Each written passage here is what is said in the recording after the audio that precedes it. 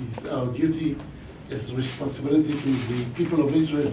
It's not only our right to protect them, but it is our duty to do so.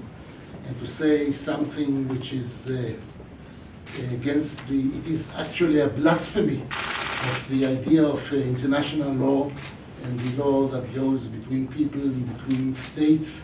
Now we are facing a war between organizations in the state, and actually the organizations are not subject to any rule, and we have to go exactly according to the international law, and we are keeping our way of necessity to really to not to retaliate, but to face war that is being exposed on us. And in those days that the prosecutor of the ICC believes that they should investigate the Israeli army, it is a real blasphemy, a cynical way of acting, and we cannot only protest but say that it is impossible, and we are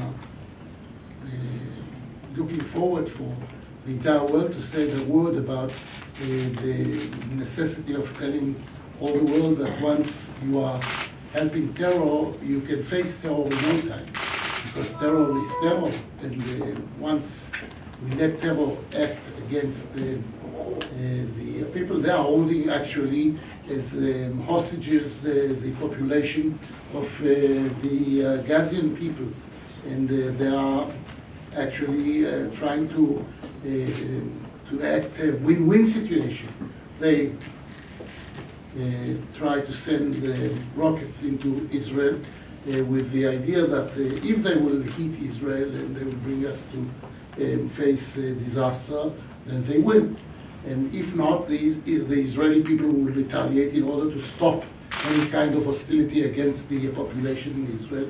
And we will, God forbid, hit people, innocent people on the Gazian side, and they are once again in a win situation. And that is something that it's impossible for us as a state, as a population, as a community that really honor the rule of law, to act and to do whatever we can do in order to protect our people. So, Mr. Minister, we are welcoming you, and we are trying to tell the whole world that the decision of the prosecutor of the ICC would be a danger to the very existence and ability of the free world to try and to put terror far away from every one of us. Thank you, Mr. Minister. Thank you very much, Mr. President. Firstly, thank you for the very warm welcome and for your friendship to Canada.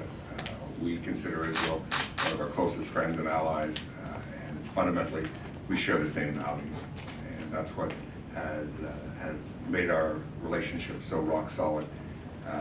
I can tell you, in Canada we have, and make no mistake about it, terrorism is the great struggle of our generation, and far too often the state of Israel and the Jewish people around the world are on the front lines of that struggle, and we do not stand behind you.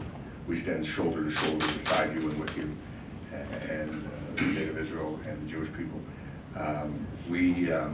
In Canada, had you had 5,500, 10,000 rockets fired at civilian populations, the Canadian people would have one single expectation from their government: to make it stop.